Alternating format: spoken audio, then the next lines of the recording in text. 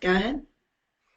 Okay, good morning, everyone. This is the November and final monthly chapter, Penn York Chapter monthly webinar training. This is Sean Stafford speaking, and our presenter today is going to be Steve Harris. Steve is the Senior Director of Technical Education at the SCTE. Now, before we get started, just a couple announcements. There is an attendance form under the handouts tab, which you can see on your screen. If you have more than one person attending the webinar today, then it's helpful for you to get credit for the training to make sure that we have a record of all who are in attendance, and that can be emailed to the email address showing on your screen, jshear@metrocast.com. And you could also get Jeff's address at our website, pennyork.org. Just a brief note about SCTE Penn York Chapter and certifications that we offer. Any of the people listed below are proctors and could assist you with your SCTE certification training questions or certification needs. And our presenter today is not Doug Swank, so apologies for that. Our presenter today is Stephen Harris with SCTE. If you have suggestions for future webinar topics, those suggestions can also be emailed to our VP of Education and Training, which is jeffshear@metrocast.com. And I think without further delay, we'll go ahead and introduce Steve Harris. Steve is a subject matter expert and sought-after speaker in the telecommunications and information technology industry. Steve develops engineering technical curriculum, adult learning content, industry certifications, career progression programs, operational practices, symposiums, webinars, and a host of other technical resources at the SCTE and the ISBE. He's responsible for industry networking and outreach, strategic business development, academy and corporate partnerships, instructor-led vendors, and instructional delivery across all disciplines. He has written a number of articles for industry trade magazines, moderated various technical panel discussions, and participates at ANGA in Europe, along with Hornados in South America. Prior to his current position, Steve was responsible for development of adult learning curriculum and customized technical content for regional and national markets at Comcast. At Comcast, Steve evaluated the effectiveness of training programs, provided experienced leadership for growing technical training initiatives, which led to his distinction of being the inaugural recipient of the SCTE ISBE Excellence in Cable Telecommunications Learning and Development Award. So without further delay, we'll be turning over to Steve Harris, who's presenting to us today on the fiber deep architectures. Steve, go ahead, take it away. Thank you so much, and I appreciate the introduction. Hopefully everybody can hear me, and I just want to do a quick sound check. Is my audio nice and clear? You sound good to me, Steve. Okay, just want to make sure in my screen, everybody can see my screen nice and well? Yes, if anybody has any issues, please raise your hand. I'm sorry, was that a yes? It looks fine to me. Okay. Yeah, I just want to make sure everybody can hear me well and can see. So we're going to talk today about fiber deep, and I got to tell you before I dive into this, just spending some time with Comcast the last couple of days, and spending time with Liberty Global and Charter and others, and heading to Rogers next week. I got to tell you that the rate of change in our industry is faster than ever before.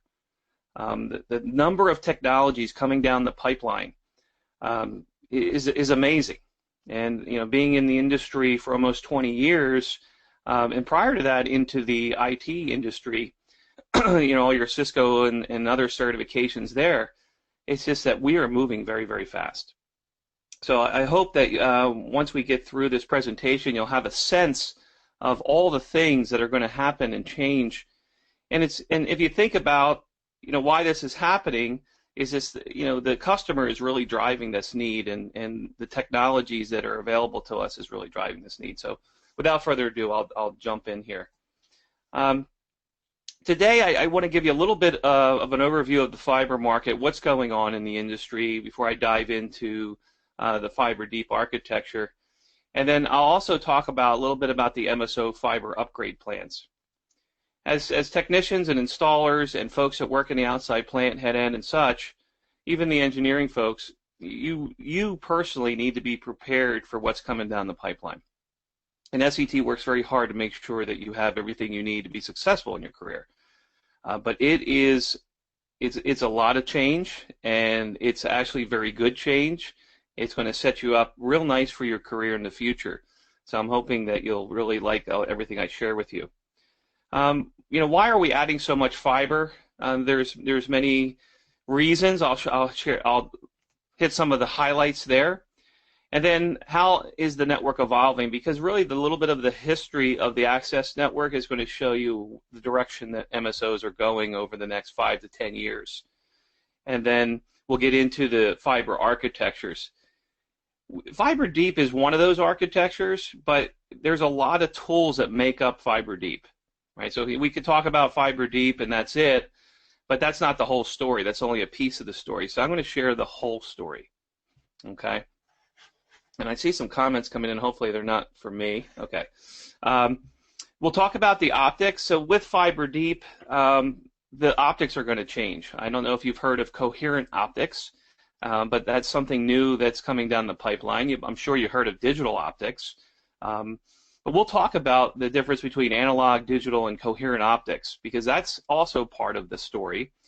We're also going to be working on spectrum during our fiber deep deployments. So we'll talk about what does that mean when it comes to fiber deep. A little bit about the challenges, and then we'll open it up for Q&A. Now I hope I'm not opposed. Any questions you have along the way, please just enter them into the chat window. I'm perfectly fine answering questions along the way. I know that waiting to the end, perhaps you kind of checked out. If you wait to the end, you're like, well, I had a question earlier on, Steve, and I forgot what it was. Let's just ask those questions as we go along. Let's make it interactive. Please feel free to participate with me as I go along, okay? So I just want to open up a little bit about the market, what you guys can expect. And I think this story everybody knows, right? Here's some of the top U.S. broadband speeds. We know that they keep rising. We know that we're all gigabit. You can see everybody here from our competitors, Google and AT&T, CenturyLink, offering gig services. But we can also see the operators like Cox and Mediacom, Cable One, and many others on the list here also working with gig service. You can see down here at Charter, Atlantic Broadband, both of these companies have a strategy for 2018 around Docsis 3.1, around fiber, more fiber in the network, fiber deep scenarios that are going to push 1 gig. You can see Comcast at the top has a 2 gig offering. But it's clear that the speeds keep rising, and this is the demand of our customers. If the customer can get 1 gig for the same price as 500 megs, why not? I always use the analogy, if I'm in the Costco and I can get 1,000 rolls of paper towels for the same price as 500 rolls, why not buy the bigger? So more is better, and that's kind of the mentality of the customer. They see that, oh, it's a 1 gig service. That's better than one I have as a half gig service or 100 meg service. If somebody offered 2 gigs, they would take that. If they offered 5, they would take that, and 10, and so forth and so on, right? But that's clearly the story there. The size of the fiber market growth, you can kind of see down here at the bottom, starting in September 2001. We're down here as far as homes marketed and homes connected when it comes to fiber.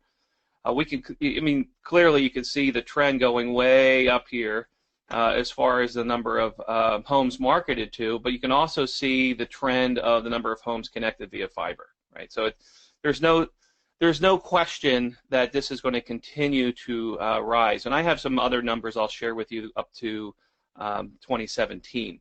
But it's just 13 million homes here as of 2016 with this data from Fiber Broadband Association, and it's going to continue to grow, no question.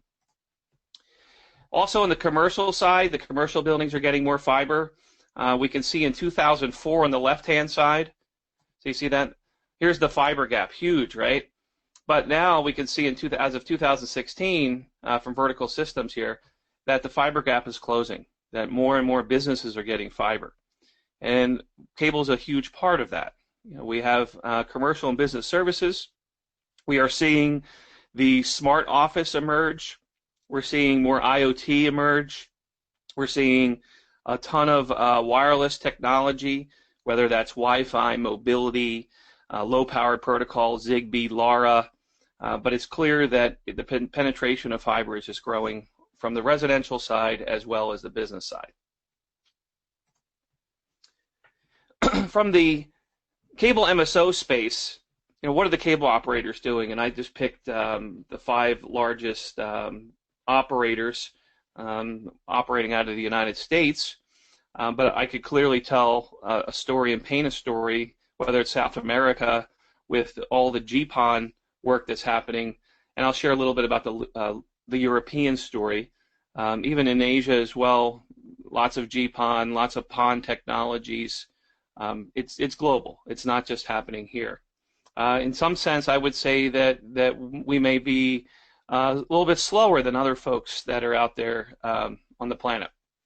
But the clear thing is, whether we take a look at Comcast, and I just picked, like I said, the larger operators, aims to spend billions on the fiber deep program over the next 4 to 5 years. So it's a clear thing. As far as where is your career going to go in the next 4 to 5 years, it's going to have fiber in it, right? And what we're doing with the fiber deep program, and you'll hear it from me as I go through, is we're eliminating active devices in the networks like amplifiers. And the reason we're doing that is for the quality of experience for the customer, but really improving the reliability of the network. There's back in the day, we could have, remember those days where you had snow in your picture and you had an analog video and you saw the snow, and that became normal. As a kid, I grew up and I saw, there was some snow in my picture, but I watched it anyway, and it was normal. We moved from analog to a digital world, and those pictures now are either there or not there. And if they're fading away, they macro block, and that's just no longer acceptable to our customers today. So there has to be ways for us to make the network extremely reliable, and that's just on the video side, but take the voice side, take the internet side. All these pieces have to be 99.99959 of reliability. With the Fiber Deep program at Comcast, over 1 million additional optical nodes will be added to the network. So that's substantial. So the clear thing is that if you're working on amplifiers today, most likely tomorrow you'll be working on optical nodes. And these optical nodes are going to be much different than what you've seen today, and I'll share that with you coming up. Charter also has plans to add 2 million more homes passed over the next 5 years with fiber. We're about 400,000 homes a year. All new greenfield homes, fiber to the home is coming. They expect fiber to the home to be 10% of the MSO's footprint in the next 10 years. But all the normal things that you do with fiber deep, reducing node sizes, improving service groups, those types of activities will be happening at Charter. Cox, they're going to overhaul their entire HFC access network in the next decade. And that's the same story, right? Adding more fiber, deploying more nodes, more fiber deep nodes, pushing fiber closer to the customer, and improving the reliability of the network, right? So that's clear on what the operators are doing. And the story continues. We've heard from Altice upgrade almost its entire U.S. footprint to fiber to the home or fiber to the X by the end of 2022. They talk about a project called Generation Gigaspeed, where they'll have 8 million homes passed, and that includes all of the New York footprint in Optium and most of the Suddenlink. But you can kind of see that the trend's going to continue. They're spending billions to improve the network. And the story continues with Liberty Global, one of the largest operators, and Liberty has offices in Denver. Most people think of Liberty Global as outside the U.S., but folks, if you read the news, that Liberty Global has a hand in a lot of different operations around the planet, including the recent acquisition of GCI in Alaska and portions of other operators in the U.S. But it's clear, they're in South America, they're in Europe as well, and they plan additional 5.5 6 to 6.3 million homes in its territories. Here, just this third bullet here, 1.4 to 1.6 million new homes slated this year, and a heavy spending on fiber deep program. So it's really clear as what the operators are doing. The percent key challenges for fiber deep or fiber to the home, and bear with me as I talk through this. When I say fiber to the home, fiber deep is a gateway to fiber to the home. So when we talk about fiber deep, that is a architecture that is a evolution to the HFC that's going to get us to fiber to the X deployments. So they go hand in hand. It's not that we're going to deploy a fiber deep architecture, we walk away, we're done. It's a first step. I was with Comcast yesterday. They're already talking about XPON networks like EPON being one of the bigger projects in the future. And we know that RFOG, radio frequency over glass, is already a big project for many MSOs. But you can kind of see the breakdown of some of the key challenges. And why do I share this with you? Because labor and installation are one of those challenges. So that's really for all the folks listening to me right now, getting up to speed and understanding more about the fiber technologies and how is that different than what you're doing today. So I'm giving you fair warning that your skills are going to need to be upgraded, and that's a good thing. As many of the operators have progression programs, and those progression programs are allow you to move into new positions, making better money than you are today. There are other costs that operators will spend. You can see actives and passives. There are additional nodes that will be added to the network, and of course the engineering side. But the good thing for us is for labor and installation, there's huge opportunity. And I put this together, and this is, again, this reiterate, here's where we were in 2010 right here in the middle as far as speeds go. Yeah, 30 megs. Yeah, we were pretty happy, you know, if we got 30 or 50 megs, and some operators might even had a 100 meg service at the time, but we were pretty happy. But no longer that's the case. So here, as we're moving into 2018 right here, we're moving into that 1 gig space. And some operators have leveraged Docsis 3.0 to make that happen. Other operators may have leveraged some fiber to the home in some pockets. But the clear thing that's happening is this is going to continue to trend. At Expo, at Cable Tech Expo this year, we had 98 speakers this year, but all the speakers have very similar diagrams than what I'm showing you here, that we're going to continue growth of broadband speeds and capacity, and it's not going to slow down. So what I'm showing you here is, yeah, okay, Docsis 3.1, 10 gig, amazing stuff, right? 10 gig over Docsis 3.1 is amazing, but there's no stopping. You know, with coherent optics, we're going into the terabytes and terabits per second. So that's a whole new frontier. And you might say, well, that's Steve, that's so far away. That might only be 5 years away. And people are already planning on moving 100 gig and then beyond off the chart. So, and again, part of it could be staying competitive, but the demand, think of those larger businesses and what they need to compete in the marketplace. So hopefully I kind of set the stage on where we're headed as an industry. Feel free to jump in with any questions.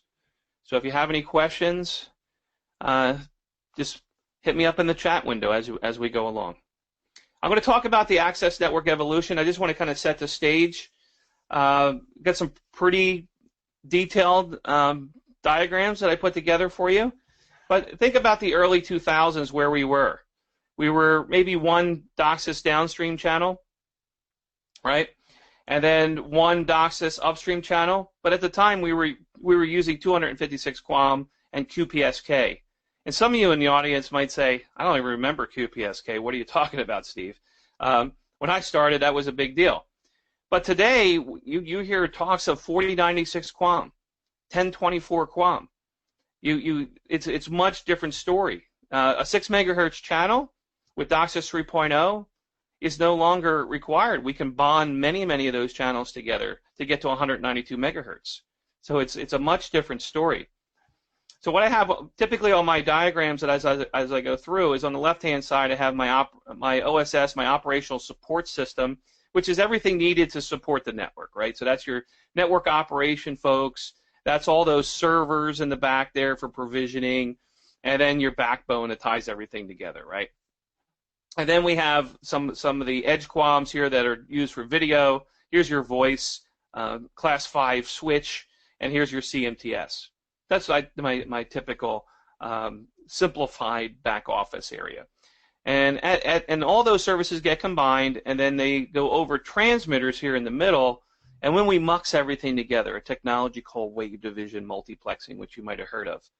And our networks today, in the sense that they're just HFC based, are probably using a 1310 wavelength down and a 1550 wavelength back and forth to the node. The key thing here in this area is this is analog today. This is analog intensity modulation. And that is a barrier for operators delivering those next generation services. We're delivering Docsis frames. I only have 3 amplifiers here, but at the time we had much more than 3 amplifiers. And we were delivering Docsis services. Life was good. We perhaps had 1,000 to 1,500 homes passed on the node here, right? And we were living in a 700 megahertz world. We then extended that as we moved into the late 2000s. Some of us extended out to an 860 megahertz system. We improved the service group size. We improved the network size to 500, maybe 600 homes passed, and that could vary. We started increasing the number of downstream channels. We started increasing the number of upstream channels. So we started doing a surgical approach to the network to improve bandwidth speeds to the customer. But also we're delivering more and more video content and more services, right? We continue on in 2010. Now we're up to 4 Docsis downstream channels, but the thing here is we're adding more channels, trying to increase the capacity for the customer, and this was great as we're moving down. In 2012, we continue down. Now we're talking 8, 16, 32 Docsis downstream channels over 256 QAM. Like, how could it get any better, Steve? This is the best of the best, right? And then we increase maybe to 2 to 4 Docsis upstream. Notice that my Docsis upstream channels went from 3.2 to 6.4 megahertz. My modulation, the higher the modulation order, the more bits that you could send, the faster the upstream, right? So in the beginning we used QPSK, which is great for noise, but not so much on the bandwidth side and the upstream speeds that our customers want. We moved from a QPSK to a 16 QAM, which offered better upstream speeds, but 64 QAM is even better, and folks are already talking about 256 QAM and beyond in the upstream. So anybody who's been with the organization for quite some time, you're probably sitting there shaking your head like, wow, things have really, really changed. The big note here, though, as we moved into 2012, 2013-ish, and maybe 14 for others, is there's not enough fiber. So this is another constraint. What we've been doing is using the fiber for business services, node splits, and we've been using it for backhaul services. So we're at a reflection point here. What do we do next? How do we extend these networks for the future and take it to the next stage, right? And again, as I go into the next evolution, any questions that you have. So here we are in the next evolution is more fiber. So why fiber? And you may ask yourself, well, today operators are using it already. They're already using it to deliver their services over the network without any issues. And it delivers the triple play service and beyond. And it's attractive, right? In my neighborhood, competitors told me that if I got fiber to my home, that my home was worth more. And I don't know if you heard that yourself, but there's been some marketing that if I have fiber optics all the way to the side of the house, then my house is more marketable and I could sell it for more. Whether that's true or not, I don't know. I'm not selling my house anytime soon. But there's perception, and everyone in this room, there's perception that fiber is better. I don't think there's any question about that. If you talk to any of your customers, if you have any types of conversations, and even in your minds, you have a perception that fiber is better and more valuable. And we can use fiber to deliver all our current services, which is great. We know that it offers higher bandwidth, so that's another reason. And why do we need some higher bandwidth? Well, obviously 4K, there are operators that just announced that you can actually consume 4K over Netflix. So there's operators that have embedded Netflix into their cable boxes, and with my service here at my house, I can actually consume 4K, and not just regular 4K, I'm talking HDR, high dynamic range 4K. And this is the next generation of television and a video experience that operators are delivering because the customers want that. And we also see increased content options, so more and more content and more over-the-top options. So these are all driving that. And then some of the folks sitting out there, think about gaming, think about virtual reality, augmented reality, artificial intelligence. These are things that are on the horizon. I had a chance to be at CES, Consumer Electronics Show, last year, and one of the biggest topics was virtual reality. And I had a chance to experience it, and if you had a chance to experience it with a real experience, it is amazing. You feel like you're there, you're participating, whether you're watching a movie or gaming experience. This is just going to catch on and grow. And the other piece I'll share there around the bandwidth, I have a 13-year-old at home. We have converted her, what we used to call a playroom, into a smart room. She's got at least a dozen connectivity devices, and this is the world she lives in, right? So this is, I mean, we think about it, hyper-connected kid who has 12 pieces of 12 devices that are connected on a wireless experience. And if you think about your home, same thing. I'm sure you have more than 4 devices in your house that are connected, so this is another reason. And obviously the energy piece of it. The 3 Ps for operators, the 3 main costs of operators, I don't know if anyone knows those costs, but think to yourself, what are they? Well, people, like yourself in the room, you're one of the major costs for an operator, right? The next one is programming, and everybody would agree with that, right? Programming is very, very expensive, especially that video content.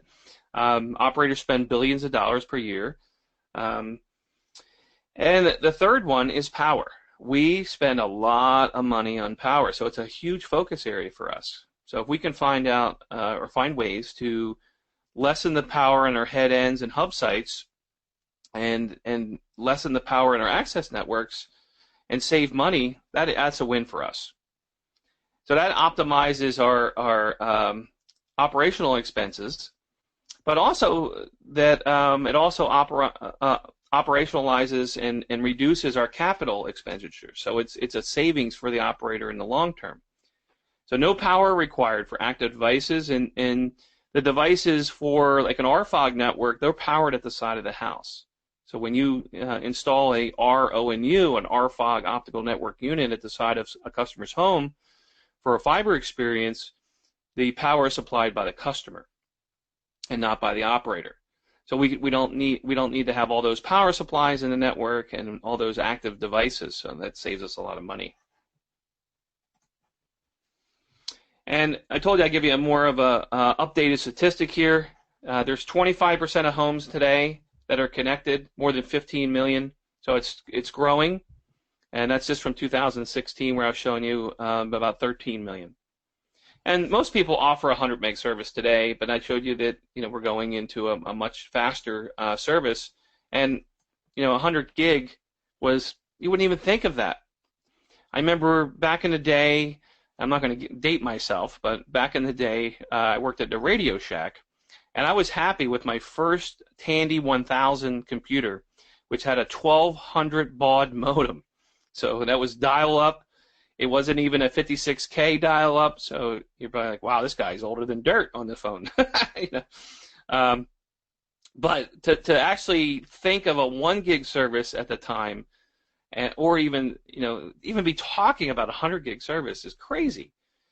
The fiber future-proofs the network, meaning if your operator today is installing an RFOG service, we can actually do an overlay off that RFOG service, meaning when you install the RONU, the RFOG, radio frequency over glass, ONU, optical network unit at the side of the home, there's a pass-through port available.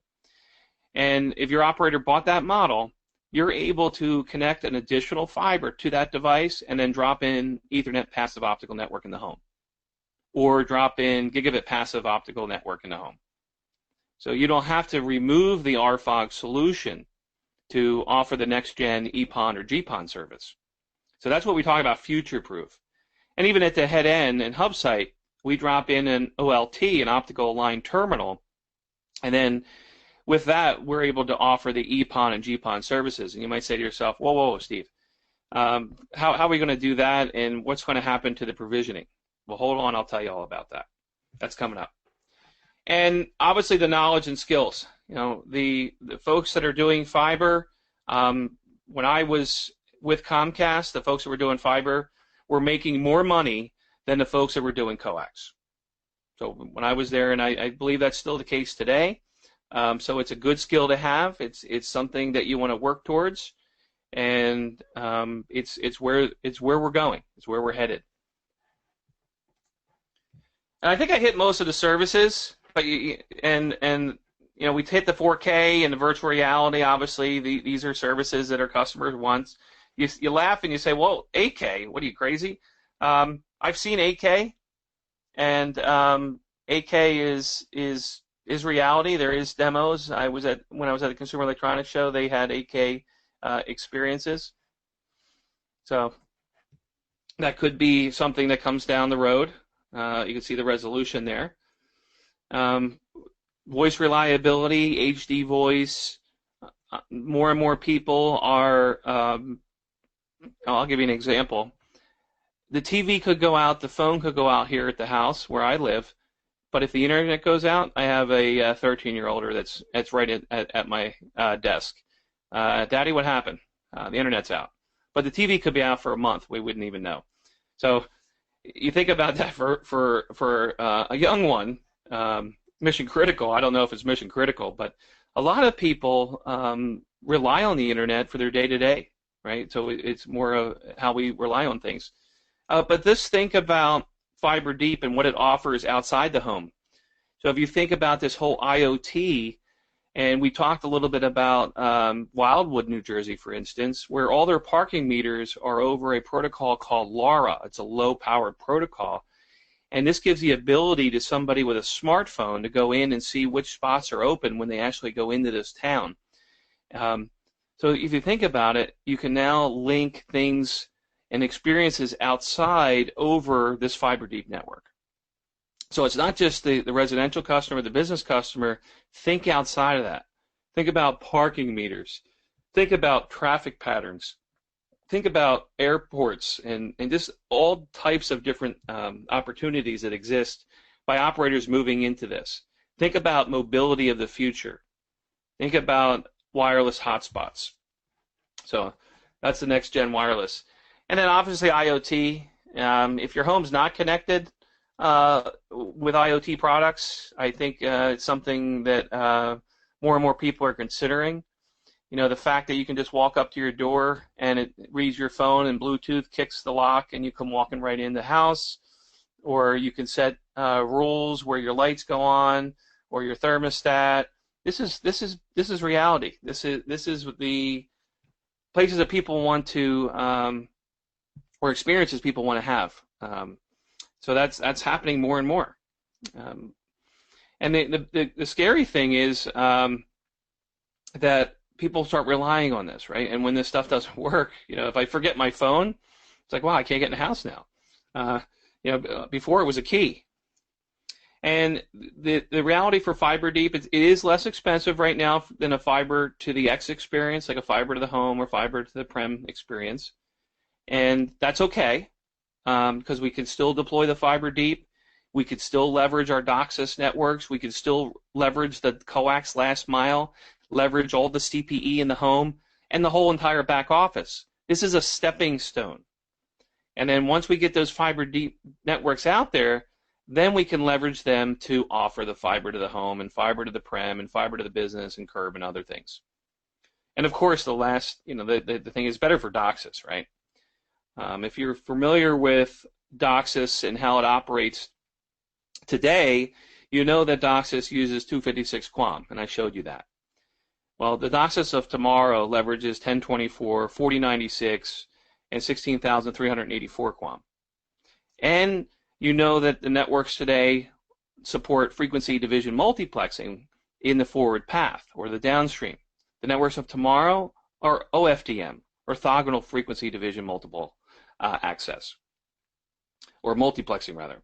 In the upstream, they're OFDMA, orthogonal frequency division multiple access. So these are better for Docsis. You need a cleaner network, more reliable network to run those. So just doing a sound check. Everybody can hear me okay? Just want to make sure that my audio is not going in and out and everything's okay. Anybody still out there?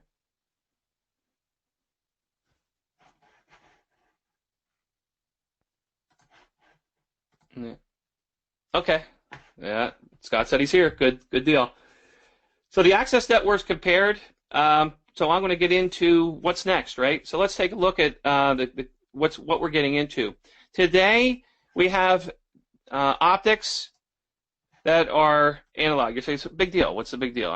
It doesn't make any sense to change anything. Well, fiber deep is going to give us a digital optics. Analog in some cases, digital, or I'm sorry, analog and then digital in some cases, and then digital in the upstream.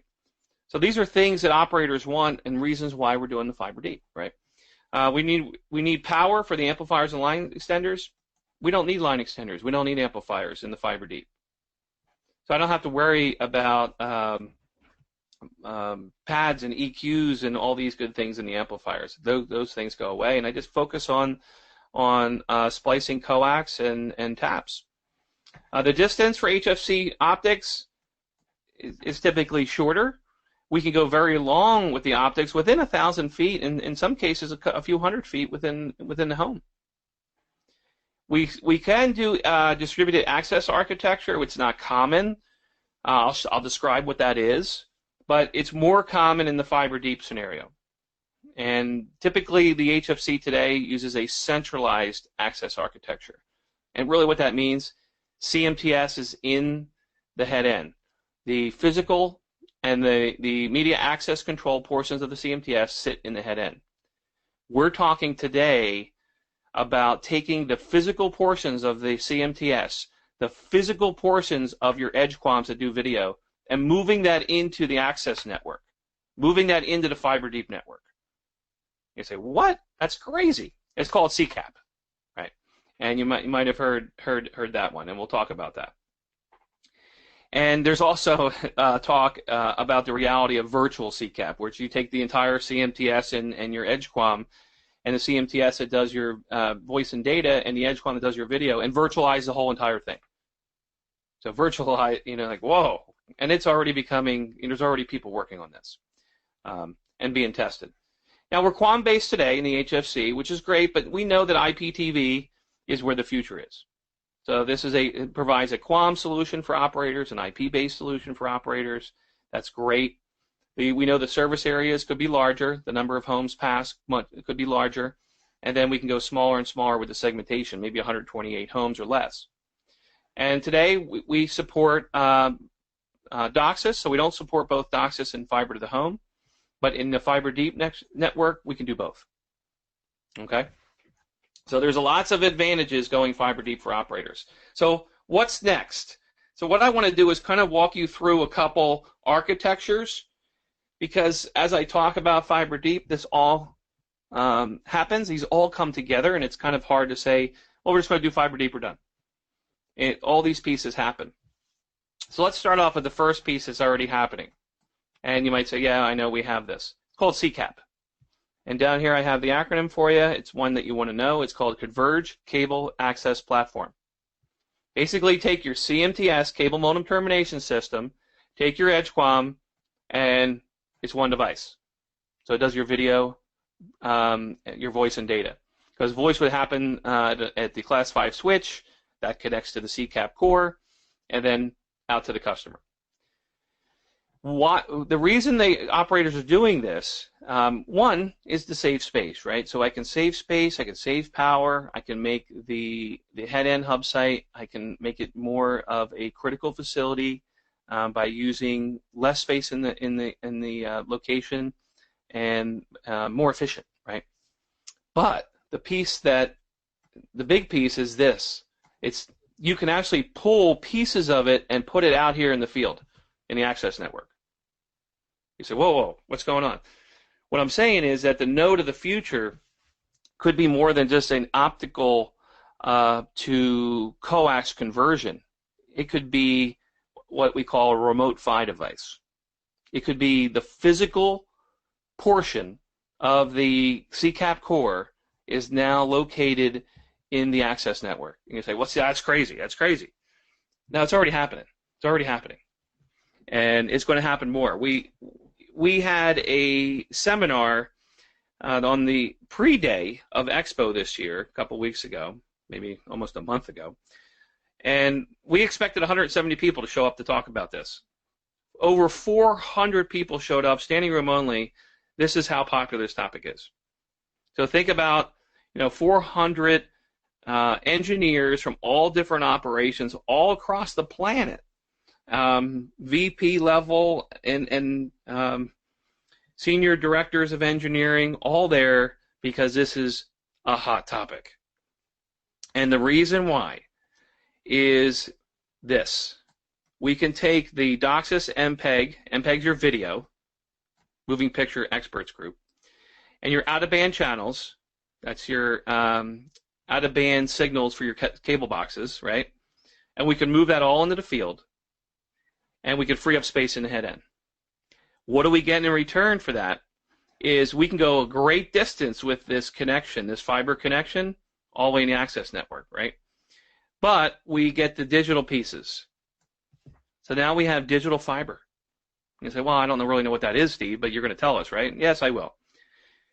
Then, if you have digital fiber, then you can run Ethernet connections for businesses. I can run Ethernet connections all the way to your home. And I can emulate that. I can do an emulation of PON. It's called pseudo-wire. So pseudo-wire logic basically allows me to emulate PON connections and Ethernet connections. So this is one thing that's happening, right? We call it distributed access architecture. And you could do this in your HFC. You don't have to have fiber deep. But this is, people are going to deploy fiber deep, and then they're going to add this on top of it. So you're going to use both of these as a tool. So there might be scenarios where it's just fiber deep, and then there's going to be scenarios where it's fiber deep plus this. And I'll show you how it works together. The first piece that we're doing is just taking the physical components, your QAM, your multiplexing and modulation, your frequency division multiplexing, your OFDM, your QAM, and moving that out into the field, right? Because you have the ability to take more of the CMTS, called a MAC-PHY, Media Access Control, take more of your CMTS, put it in the field, and then you have the option to take a little bit of the MAC portion and leave a little bit at both locations. The rest of the network is still your amplifier, so we haven't solved for the amplifier piece yet. What will this do to the size of the node? Well, this particular technology, this could reduce the node. So depending on how many RFI devices, how many of these devices you put in the network, it's just like anything else. So you could replace what you have today, and say if you have 500 homes passed today, you could replace that with an RFI device node at 500 homes. Typically, when doing this technology, you'll do it in a scenario where you're doing a node split. So you can actually reduce the number of homes passed by this technology. Oh, the physical size of the node. Okay, Mike, thank you. Yeah, so the physical side, I'll show it to you. It's not much larger than your regular node size. So I'll show you some pictures of the fiber deep nodes that have all kinds of components in them. So it's not much larger. So you don't have to worry about this huge box on the pole. So yeah, good point. But I'll show you what it looks like. I have a picture coming up. So this is what you've been waiting for, fiber deep. Yeah. So just trying to show you that because both of those kind of come hand in hand. But here's the network we've been talking about. Still have that combiner. So all this stuff above is what we already talked about. This is the same network, right? There's that CCAP piece. So it depends on which scenario that you use. You know, the CCAP still talks to the back office, so that's still there. All these signals get combined together, and operators can choose to use dense wave division multiplexing. You don't have to use dense. You could just use wave division multiplexing. And what happens here, depending on the scenario you use, the top or the bottom, you have a muxed fiber right here that goes out to a multiplexing point. Now, some operators might call that a mother node, right? The multiplexing point could be a fiber enclosure. I'll show you, that's coming up. The multiplexing point could be a node housing that we just talked about. So it could look like a node. Depends on the scenario. Because depending on the distance of this fiber, if it's a long haul fiber, we might need a EDFA, erbium doped fiber amplifier, at the multiplexing point. So there's scenarios where you have a multiplexing point that does not need power, right? So all you're doing at the multiplexing point is recovering the fibers and delivering them downstream to fiber deep nodes. There are scenarios where you might have a multiplexing point that needs power because you're going to put an erbium doped fiber amplifier there so you can go really, really far, really long distances. Maybe you want to go to 160 kilometers instead of 80 kilometers or 40 kilometers. I'll show you some of those examples as well. So what we do at the multiplexing point in this example, all we do is if we mux 16 fibers together or 32 fibers together, we're going to pull off those wavelengths and then deliver them to fiber deep nodes, and then from the fiber deep node over coax to your tap to your customer. No amplifiers, no line extenders. And like I said, down here is that EDFA is optional. And if you do have an EDFA, there will need to have power. So typically in this scenario, if we did 16, we mux 16 together, then we would deliver this to 16 fiber deep nodes. Those distances will depend on a couple scenarios, which I'll share with you. So once you have, and all we're doing, and now we're about 1,000 feet to the customer, right? Maybe in some cases a few hundred feet. But what we have here is increased reliability. It's all over glass. We don't have to worry about those RF distortions and those pieces. We're going to have better signal to noise. The signal to noise and the MER, modulation error ratio, is going to be very similar to what you see at the head end. We're going to have beautiful metrics in the access network, which we're all trying to achieve. And if we can have better metrics in the access network, what kind of modems do you think we can put here? Docsis 3.1, 1024 QAM, 4096 QAM. We can run that OFDMA. Then we could talk about symmetrical Docsis, which is the next one coming. So that's the fiber deep. Not as complex as what I just showed you. Once you have the fiber deep scenario, which I'll show you next, is that I can take this fiber deep node and I can put modules into this fiber deep node where I can deliver fiber to the home right here. Kind of hard to draw, but I can do fiber to the home scenario. So that sets me up in the future. So if I want to drop in take and do fiber to home with different wavelengths, I could. And I could use an optical splitter, change this all to fiber, change this out to a optical tap, and drop a splitter in, and I can split out to 16, 32, 64, 128 homes and do fiber to the home, which is great. And that's also strand mounted. So that's my next one, fiber to the X scenarios. So now that I have fiber deep out there, this sets us up for what we call fiber to the X. And the X is, it could be curb. We could do, bring stuff from that fiber deep node and then take it all the way to the curb of the customer. We could take it and drop in a scenario where the fiber deep node becomes a virtual hub, and that virtual hub goes right into an MDU when we drop a distribution cabinet in. It's very, very flexible. Of course, you got fiber to the business, but the same thing here. You could take that fiber deep node, it becomes a virtual hub, and now you can drop in a cabinet in the bottom of the business and service the entire building because you have fiber deep. And the same thing here. Here's your fiber to the home and fiber to the prem. But it sets us up for all types of scenarios. And again, off the fiber deep. Once you have your fiber to the home, you have your fiber to the business, fiber to the MDU, whatever it is, now it sets you up for this scenario. The top portion, all this top portion here, that's our HFC. So there's nothing new there. Here's what it sets it up down here. So once you have a fiber deep network, then I can start doing RFOG. This is radio frequency over glass, SCTE 174. You can download it and read it all about it today. No problem. It's on our website. So we're still, the nice thing about RFOG is you're doing fiber all the way to the house, and operators are doing that. And this is the next stage. So I get fiber deep out there. Now I can start doing fiber to the X, and I might choose to do RFOG first. Now I have RFOG all the way to the home. You say, why RFOG, Steve? The reason is, still have the Docsis frames. The reason is, you still have your back office, nothing changes. And all the CPE in the home, the same. So you don't have to rewire the house. You do not, and you're going to have beautiful metrics at the house. You don't have to change the equipment out in the home. You say, well, how fast is RFOG, Steve? It's as fast as the Docsis modem you drop in the house. So if you drop in a Docsis 3.1 modem, 1 gig modem, then you have 1 gig service over RFOG. The same cable boxes work. So everything's the same. So it's another incremental step. The nice thing about this, there's a pass-through port. You come back tomorrow, and you put EPON in here. We could drop EPON in. The next step.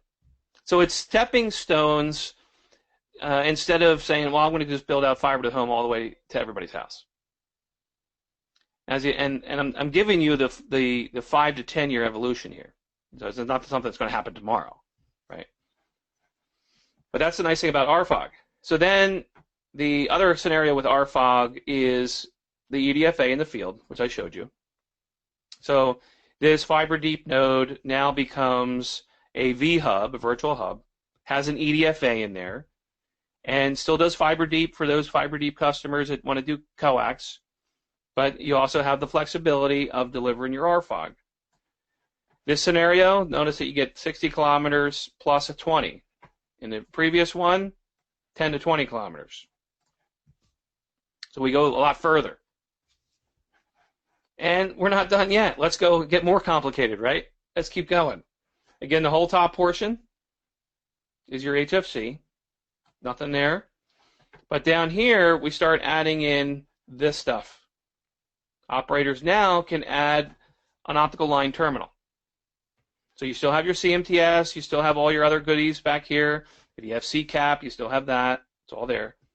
But now you're going to add EPON. And yes, Comcast said EPON, EPON, EPON. They're RFOG, RFOG, RFOG. And that's just one person. But we can go to another operator that says GPON, GPON, GPON. The nice thing about the OLT, it does both. So if you want to do GPON off your OLT, you can. If you want to do EPON, you can. It depends on what is the vision for your future business. Do you want to offer Ethernet services? You could do GPON services that also offer Ethernet services, because they use a protocol called GEM. I think it's called Generic Encapsulation Method. You can check that if you want. But it gives you more flexibility, right? So here's that RONU for RFOG. Boom, you pop off of that, put your ONU in for EPON, and now you got 10 gig at the MDU. This is great. You could have a cabinet that's fed from a fiber deep node. You could have a strand mount that I was showing you, but you now have the flexibility to do Ethernet and Docsis over your access network. Back here, you say, well, all right, Steve, that's great. You put this new box in, this is going to be a problem. It uses Docsis provisioning of EPON. So your NOC, ROC, SOC, whatever you call them, they are still working with modems, virtual modems. That's the V cable modem. So when they actually look at the health of devices, this virtual cable modem maps over to an ONU in the field. So it makes the ONU look like a cable modem. So it's very easy for your staff to transition over and monitor the next generation of services. It has a Docsis mediation layer that allows you to use your entire back office for EPON. Beautiful, right? And so, well, Steve, what about GPON? We had Cable Labs came up with the specification for DPoE. You can go to their website and download it. They also came up with a specification for DPoG. You can go right to their website and download their specification for that. So go cablelabs.com. So it makes it a lot very nice. So that's what we're looking for. How do we leverage that? Now, once you go into the home, you don't need to have cable modems. I don't know why I have a cable modem there off ONU. I might have forgot to take it out. Because the ONU, the optical network unit, is the cable modem. Then you can deliver IPTV. So you have IPTV out there. You know, we have a cable modem here because that's coming off an RFOG device. There's no reason to have a cable modem there. And you can do a 1 gig, 10 gig, depending on what wavelengths that you're using. But you can see that 1490 and 1310 nanometers is your EPON. Your 1577, 1270 is your GPON. You can see that 1610 and 1550 are your wavelengths for RFOG. Yes, they all can operate over the same fiber at the same time. Beautiful thing. The fiber distribution cabinet is your splitters, your couplers, your parking lot. So everything that you need there. And yes, there is technology to come over to overcome optical beat interference of RFOG. We have a beautiful class that covers all this. I'm just giving you the highlight reel. So this now you have the whole story. So it's fiber deep is not just a is not just the ADN solution. A lot of people say, oh, it's fiber deep. Okay, we're done. I'm giving you the whole story. This is the whole story.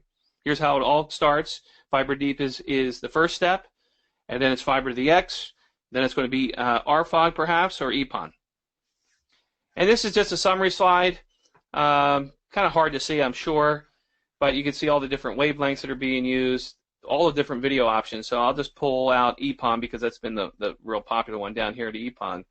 These are IEEE standards. You can go right to IEEE.org and download the AH and AV standards. They do charge a small fee for that. You can see the distance. You can see the split options. You can see the speeds. It uses Ethernet and IP and the wavelengths. That's coming. And of course, GPON, you're not going to use PON. You're not going to use APON or BPON. You're going to use GPON or next generation GPON. These are these here. They use GEM. You're like, well, Steve, GEM, that's not going to help us. We want Ethernet. They can emulate Ethernet. And actually, the header on GPON is actually a little bit cleaner than the Ethernet header found in EPON. It's simplified. So there's RFOG down the bottom. You can go to our website, download that, not a problem. And the speeds are all Docsis based.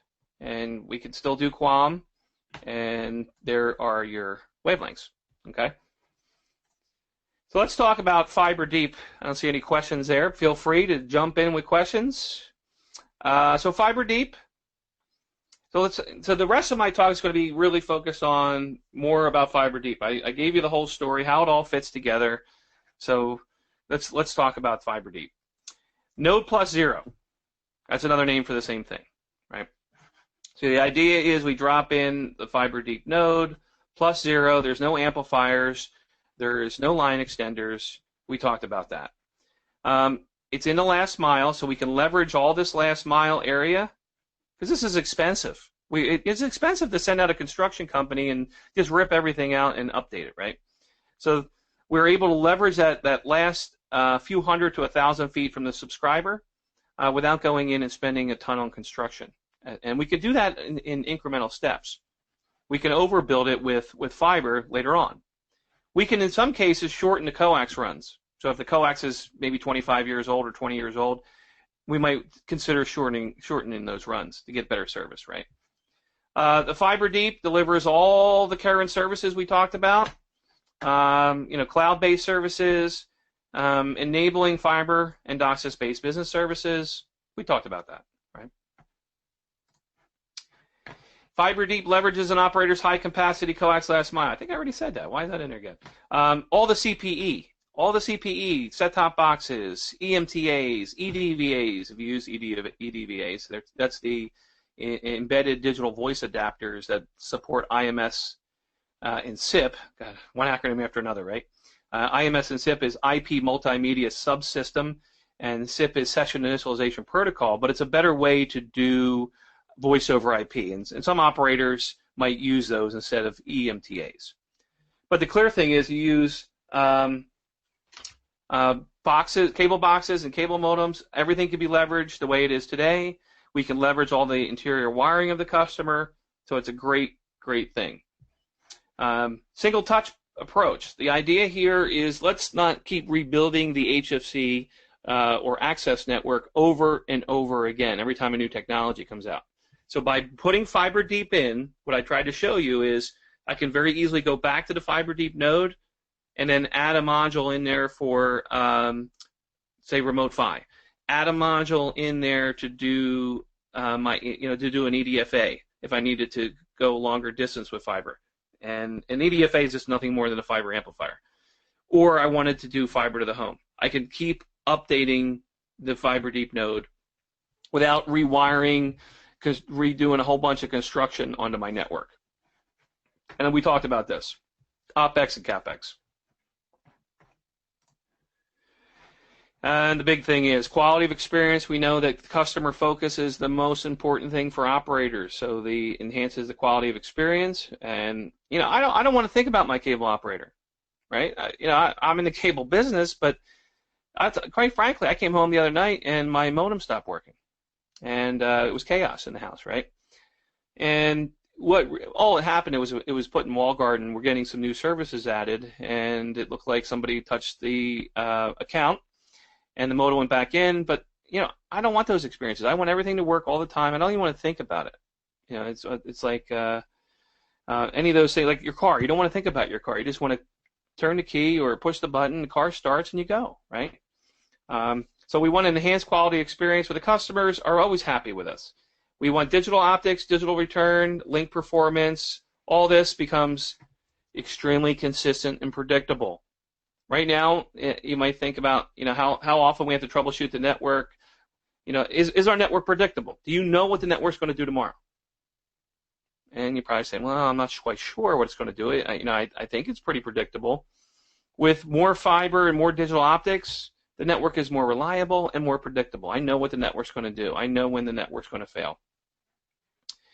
And then this is the big one, spectrum allocation changes. You might have heard about mid-split and the term mid-split. So with Fiber Deep comes a lot of other pieces. Digital optics. You have to learn everything you can about digital optics and coherent optics. And spectrum changes. Yes, we're going to talk about mid-split because that's happening. That's going to happen. And with DOCSIS 3.1, 1.2, 1.7 gigahertz in the forward, I think 1.2 1.8 gigahertz is going to become the reality for a lot of operators that are looking for more 3.1, but definitely coming. Improved end-of-line performance. Why? We need OFDM, OFDMA. We need better signal to noise. We need higher order modulations. There's 4K QAM or 4096 QAM, right? We need better performance. There's no question about it. So better signal noise, better modulation error ratio, better bit error ratio, because we're removing noise from accumulating in the network. We're removing active devices, higher order modulations that I shared.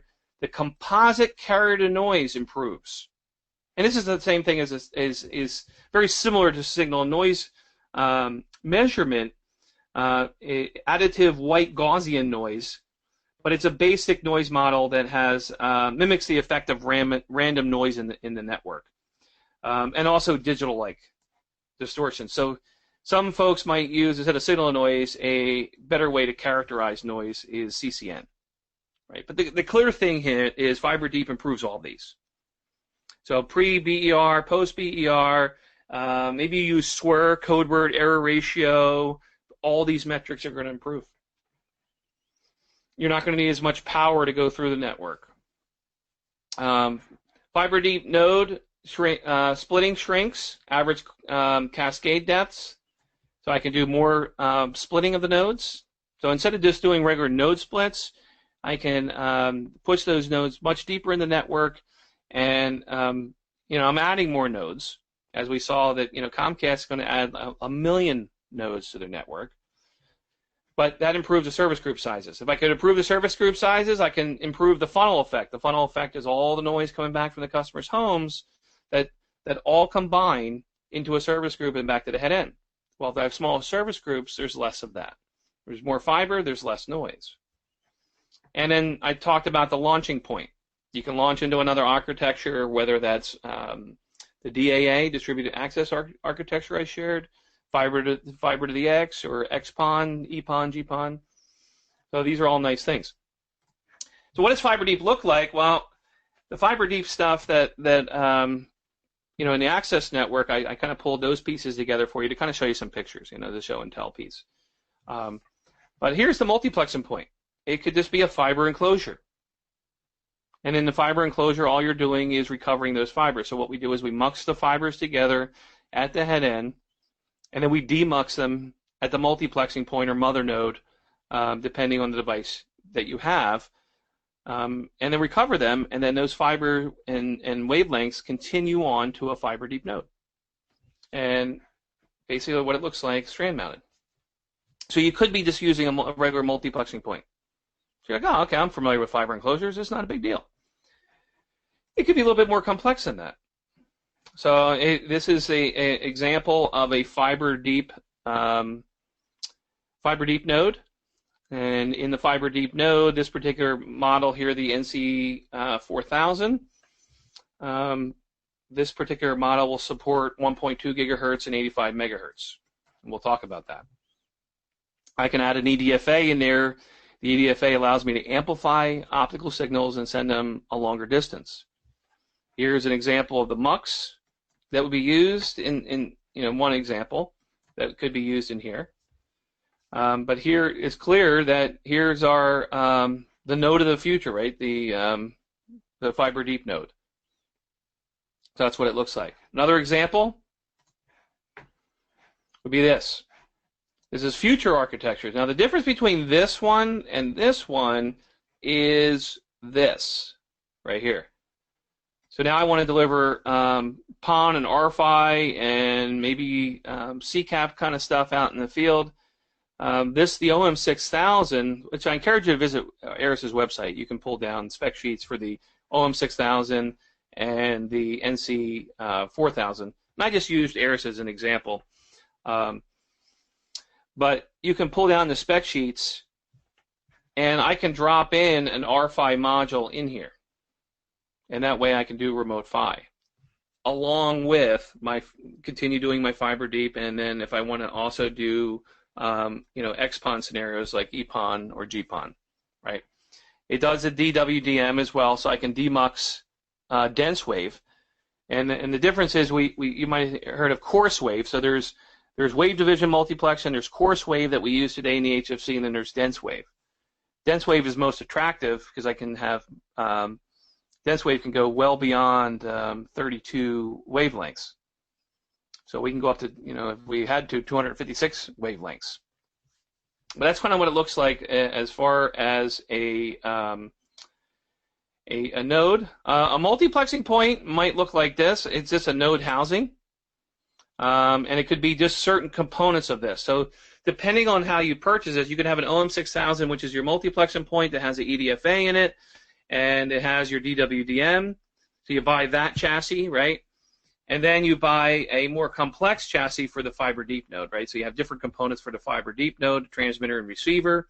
You might also have RFI module in there as well, and then also support for EPON or GPON. So it depends on what components that you put inside, whether this is a multiplexing point or a fiber deep node. So this, just so you know that some operators are calling the multiplexing point a mother node, right? Because it feeds the child nodes with the fiber deep nodes, okay? But let me just show it a different way too, just so we can make sure we understand this concept. 1.2, 85 megahertz, and RFI, okay? So you can see spectrum changes are already happening. There's something called Docsis, symmetrical Docsis 3.1, which you can have the same upstream and downstream speeds. In order for that to happen, we're going to need to extend the upstream. And as you see, well, 85 megahertz, you know, how's that going to extend the upstream? That's hardly anything. Well, we could go to 204 megahertz. This OM 6000 supports that, but I can give you a whole other presentation on why that doesn't work as well. Okay, and part of it is the equipment that's out in the field. Once we recover some of that equipment, then we can go to 204 megahertz. That's a whole other talk. Well, maybe we'll do that another time. So here's what it looks like at the head end. I just simplified it. You have your transmitters 1 through 16. I just chose 16. You could do 32, 64. And we mux all those together, right? They go over your fiber out here to a demux location, your multiplexing point. And it could be an enclosure. It could be the mother node, depending on if you're going to drop an EDFA out in the field. This will need power. This will not. And then once you, at this point, you're at your multiplexing point, you're demuxing, then you're taking a wavelength and dropping it to a fiber deep node. Maybe it's 128 homes passed, maybe it's 256 homes passed, maybe it's 64. It's really what your scenario is for your network, right? What this gives us right out of the bat with fiber deep is now I can do individualized digital returns from each one of these fiber deep nodes. So I get a digital return. That's huge, because a digital return will provide a huge improvement in upstream signals, where it will allow me to start doing 256 QAM and start looking at 1024 QAM. But another advantage is for Docsis 3.1. How many of us have Docsis 3.1 upstreams? You think, well, not yet. We're working on it. And the reason for that is you need clean metrics for technologies like OFDMA, which is the upstream multiplexing for Docsis 3.1. And then here's another scenario, just showing you the EDFA in the field, right? Pretty much everything is the same, but so now this multiplexing point, we can't use the enclosure that we had here. We can't do that because we're going to supply power. We're going to take the EDFA and we're going to have that in there. Now this is just, all this is just the symbol, the cable symbol for that, right? Everything else remains the same. Let's take another look at it. Now for the upstream return, this is, you know, this, I've just given some power levels, and notice the power levels are very, very low. But again, route it. You can route all your return via dense wave division multiplexing. So this is another screenshot of the same thing, just trying to show you some scenarios. Let's get to this one. Here's your mother node. Okay, so this is your multiplexing point. Depending on the scenario, I need to go 40 kilometers, 25, 15, or 0 to 14. This is something you can calculate. This is an example. If I go a really long distance, then I can't do splits off it, because I'm not going to have enough power at the end of the line. Notice that -6 is my cutoff. So if I drop the distance from the mother node, and meaning if I did the 40 kilometers, I'm in a few hundred feet of the customer. If I did 25 kilometers, maybe I'm 500 feet of the customer. And 15 kilometers, I'm 1,000. But if I don't go as far, I can use an optical splitter, and then I can hit 2 fiber deep nodes. Maybe I only go 15 kilometers, I can hit 3 fiber deep nodes. Or less, I can do 4. So depending on the scenario, you don't need an entire fiber for every fiber deep node. So if you were thinking that, you were like, well, okay, I can use optical splitters. This is all going to come down from your design team. So this is your design team will say, okay, how many optical splitters can you use, and in what scenario? but you're able to do optical splits, and this is important information. Powering. You say, well, Steve, you got all these deep nodes. How does powering work? Let's take a look. So we know that there's no amplifiers, but it uses or mimics a centralized powering model. So we know it's not efficient to have power supplies at every pole, right? Or every fiber deep location. We can't do that. So what we're going to do is jump power for the nodes. Right, so what we can do is, here we have RF and AC coming out of our power supply. We have a line power inserter. We use a power feeder tie to another line power inserter, and then we can feed additional devices with power. At the tap, we throw a shunt in, and then we can just deliver RF off the tap. So this is an example of delivering power. Now, the fiber deep scenario does reduce power for operators, and some say as much as 50%. So you do save a lot of power, but you still need power for the optical nodes. So you don't save 100% of the power. So let's talk a little bit about the optics. I don't see any questions coming in. Feel free if you have any fiber deep questions, because along with the fiber deep, there's changes in the optics. So just jump in when you want. The bottleneck over our networks and the most costly to upgrade is the head end of the fiber node. Okay, and that's what we've been talking about. When we talk about an AM link, is actually analog intensity modulation, or AM modulation. And the performance of our optical network is determined by that. So we have solved, when you do fiber deep, you solve for the upstream. But we also have to solve for the downstream and make sure that we have digital in the downstream as well. And since we're using IP is very bursty, analog optics don't work very well. And as you want to put more IP on the network, we need to solve for that. And what we've been typically doing is, well, I'll just crank up the power for my analog so I can deliver all these services. And that's a short-term solution. Yeah, you can add more power. And that works, but using our fiber spectrum that's available, I have 4 analog carriers, so you can see them here, 1, 2, 3, 4. So I'm not really utilizing the space, my optical spectrum, as well as I should with analog optics, and that's what I'm getting at. So it's like, okay, digital optics. Okay, now these are non-coherent digital optics. So digital optics uses a technology called OOK, or on-off keying. It's like a flashlight, right? So if you took a flashlight, kept flickering and flickering and flickering it, and if you were fast enough, you could produce 10 gigs of light, right? Perhaps not. But the idea is that this will get you to 10 gigs. And people are like, yeah, good, I'm good. No, we're not good. 10 gigs is in a long-term solution for operators, it's not good. We want to go to terabits, 1 terabit. 1 terabit per second. But it definitely is a stepping stone. So if we can get to digital optics, absolutely. So digital in the forward path is definitely going to get us to a 10 gig. We could do high capacity with 10 different wavelengths to get 100 gig. Right? You can see the optical spectrum is utilized a heck of a lot better than we were using it in analog. We can improve the signal noise even further. So we were getting close to head-end hub in the fiber deep. We can now match the head-end and hub. Exactly. It's a non-coherent system because of the on-off piece, right? But it's a heck of a lot better than in analog optics. So I just wanted you to understand that we're replacing, when we do fiber deep, we have a digital return. And when we do fiber deep, we still have an analog forward, but we have the option to use digital optics in the forward by using technologies like remote PHY, right, with our fiber deep network. So now we have a pure digital optic network. Oh, good, we're happy. Not quite.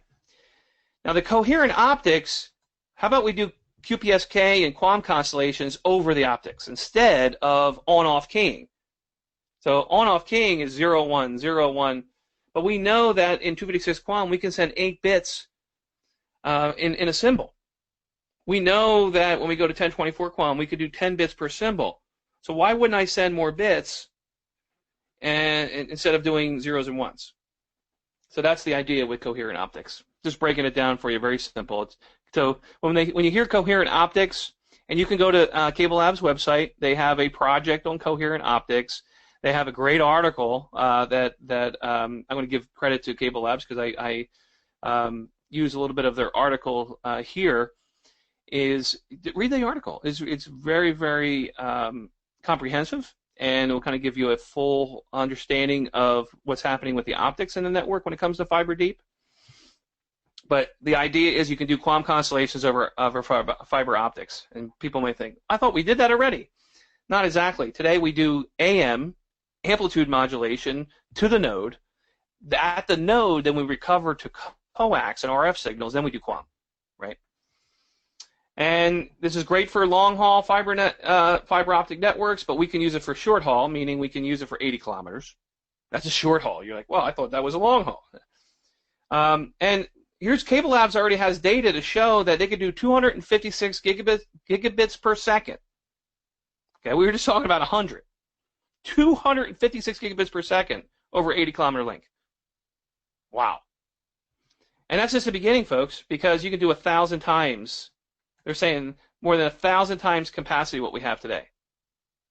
1,000 times what we have today. So terabits per second. So just wanted to share that story. The other piece with fiber deep is the spectrum. So signals may operate differently. So here's what we have for return. We have 5 megahertz. Well, I don't know why I highlighted that. Let me get my little eraser out there. I didn't want to do that. I went too far.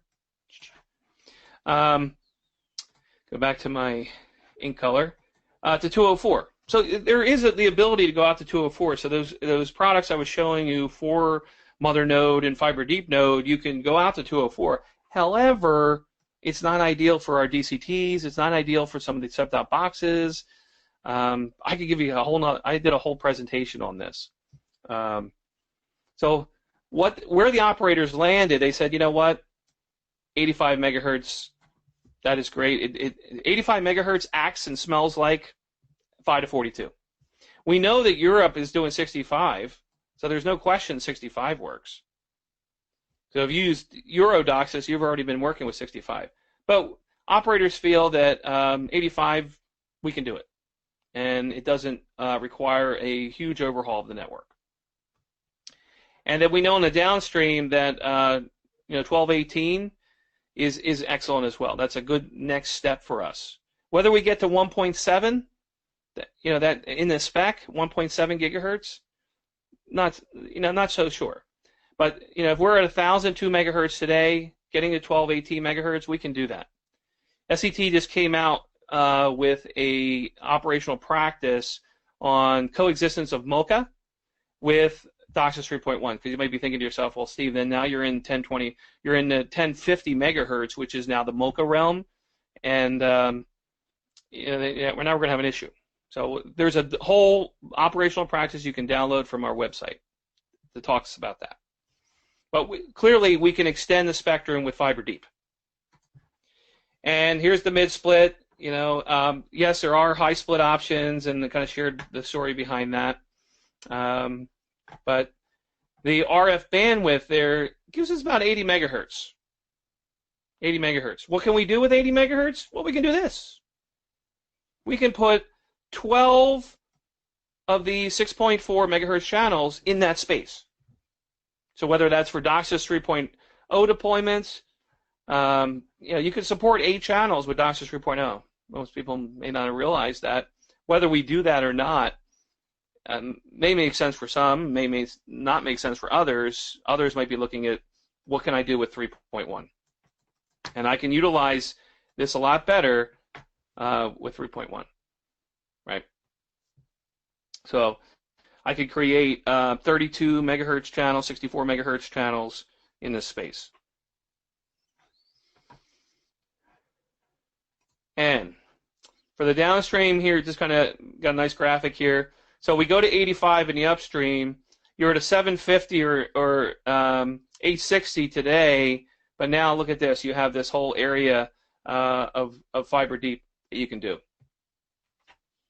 Right, so we have a whole extension that we can do all the way out to 1.2 gigahertz. What does this do for us? Symmetrical DOCSIS 3.1. Ideal for 3.1 because now we can do, if you're not familiar, DOCSIS 3.1 allows you to do 192 megahertz channels in the downstream. So think about, what could I do with that extra spectrum? I could perhaps do 292 megahertz channels. But in a 750 and an 860 megahertz system, I might only be able to run a single 24 megahertz DOCSIS 3.1 channel. And this is the transition point. I just wanted to kind of as I go to wrap things up here for us, just wanted to kind of show you the transition point to fiber to the home. In this scenario, you have your fiber deep node. There's my V-hub, but we can see that both of these options are available. That I can still run my fiber deep network. I could still run an HFC, and I could still do V-hub. I could do all three of these scenarios in my network. Total flexibility. I can have pockets of RFOG, pockets of EPON, just fiber deep, just HFC, and I could do DAA, distributed access architecture, all in the same network. So you're like, wow, I've been working on the HFC for quite some time. It's been the same everywhere I go, and now you're saying that it could change in certain pockets. Yes, because we need to have that flexibility when it comes to offering services. And as we you think about the cell towers that are going to be added to our network and the mobility and as 5G makes its way into the network, and operators, it's clear. If you look at Liberty Global, and Mike Fries gave a great presentation at Expo, and you can look him up. That's Fries. He is the CEO of Liberty Global, and it's clear that Liberty Global and mobility and cable is one in Europe. It's only a matter of time before it comes here, and we're already seeing it. With that mobility, this fiber deep network gives us flexibility to be ready for that next service, right? So some of the challenges, I just had a few challenges that I listed here. More fiber means more optical connections, multiple wavelengths, and new signal behaviors. SCTE, if you're not aware, we developed a 3D cable world. So our training today, you can go in and go in this 3D cable world, and you can practice all types of fiber activities. And that means that when you're taking our courses, you come out of our ebooks, you can actually go in and practice. And I was given some of the scenarios. If we're looking at building an exercise in that world where you put on optical connectors, and if you do that manually, techs might take 5 to 10 times to put an optical connector on until they feel comfortable, right? But if you do it in a virtual world, then it saves a ton of money because optical connectors are expensive. But the key thing is there's going to be a lot of optical connections, many more wavelengths. So if you're not very familiar with RF, you need to learn more RF because optics is terahertz in RF. There's going to be new signal behaviors that you're not used to, absorption and scattering and relay scattering and all these different things, micro bends, macro bends, that you need to be, you need to catch up on. We have a great course that gets you up to speed. So you have to be tooled, right? Hey, I know how to use an optical power meter. That's great because we're using PON power meters today. So if you know how to use an optical power meter, well, how to use a PON power meter? And if you know how to use an OTDR, that's great. And if you don't, well, you need to learn that, and then you need to learn how to use them in an optical distribution network, which is what's replacing the HFC, and how OTDR operates through optical splitters, right? So there's new tools, new ways to use the tools. There's new measurements, new ways to characterize the network. There's complexity, as you saw. Hopefully I wasn't too complex. I tried to make it simple and break it down for you. New troubleshooting methods, obviously contamination now. You have to worry about contaminating the fiber, which, a speck of dust on an RF connector, no big deal. A speck of dust on an optical connector, you could knock out half the neighborhood. So it's a different world. And new protocols. You're like, I've been working with Docsis and perhaps I work with MPEG for video, but now I got to deal with Ethernet, and now IP's coming, and then there's the next version of IP, version 6. So there's different things to think about. And I just have over here just a picture of ribbon fiber. Again, it is new stuff, new thinking. Like, well, what's ribbon fiber? And in this specific example, this splice shows that half the ribbon fiber is dirty. So just the way you splice and prepare fiber, cleave and clean, all these things are changing. So in summary, the fiber deep design supports future advanced technologies. I shared all those different technologies. The big thing for MSO is fiber deep. The velocity of technology and platform deployments are changing. So there's flexibility there. We can expand downstream, upstream. We can increase digital optics. We can leverage emerging technologies like distributed access architectures. And then I just wanted to share, how do you prepare for all this? Like Steve just gave us a huge amount of material. What do I do now? We have folks, one of our most popular boot camps to date has been this one. And actually probably in the history of SCTE, our most popular by far, most number of students went through, is an on-site boot camp on fiber to the X and fiber deep for engineers. But I don't have time to go to a boot camp. We have an online course, fiber to the X, today. We're putting out one with fiber deep by the end of the year. So you get the fiber deep pieces. You can learn all about broadband fiber distribution and installation. The nice thing, any course that you get through SCTE, you get access for 3 years. So if you purchase the course I just shared with you, you get access for that for 3 years. And every update that goes along with it. Our new system, the way it works, my team pushes out thousands of updates in our classes, and you get every one of them. So if you buy a class, you have it for 3 years, and you can reference it on our app. That means if you're in the field, you can look things up. We have a fundamentals of optical fiber. Maybe you're just getting started. We actually delivered a boot camp 2 weeks ago for folks trying to get up to speed with that. We do have the fiber maintenance technician course online. That's a hard one. That's a challenging one because there's a lot of fiber stuff in there. And then we're working on a brand new broadband fiber distribution and installation certification. So this is for folks that are supporting the fiber cabinets, that are supporting the mother nodes, that are supporting the fiber deep nodes, for supporting the fiber to the X at the side of the house, EPONs, GPONs, all those pieces. So that's coming soon. Brand new certification for you. And you say, well, all right, Steve, I don't have time. I don't have the money right now to take a class. Sounds great. We do have a foundation you can take advantage of. So if you're an SCT member, go to the foundation. There's lots of money sitting there to take classes.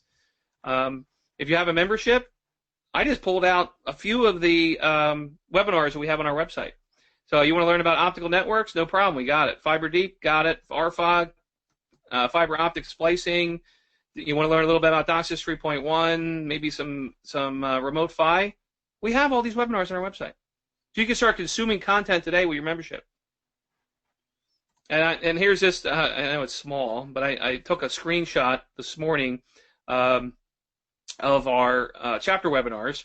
And there was one, the latest one, November 7th, all things fiber. All things fiber.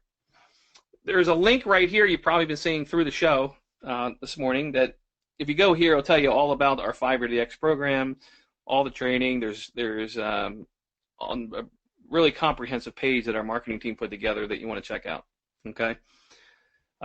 With that, unfortunately, my time is, I don't want to talk all day. I probably could, but I'll stop here for questions, thoughts, cheap shots, anything you have. Here's my email. If you want to get in touch with me and ask me some questions that way, that's fine. So what kind of questions can I answer?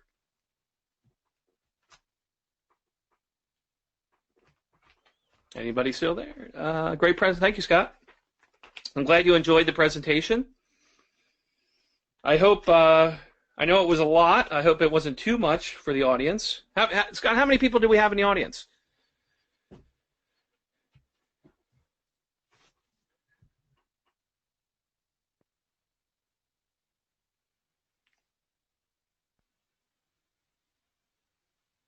Oh, you can't see that from there. Okay.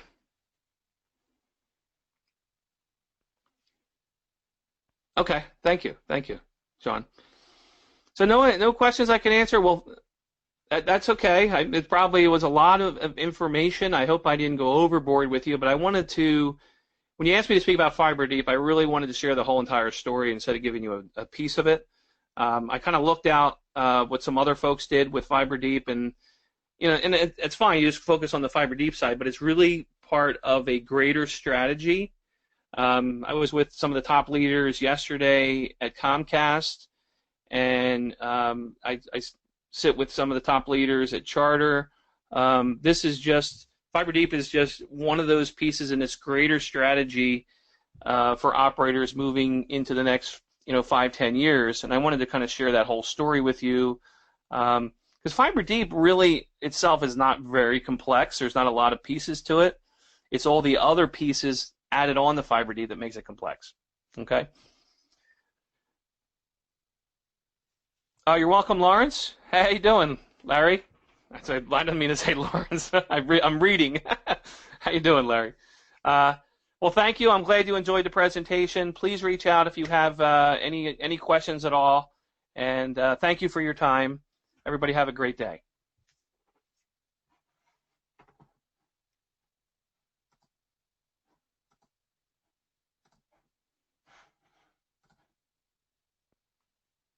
And Jessica, I send it back to you.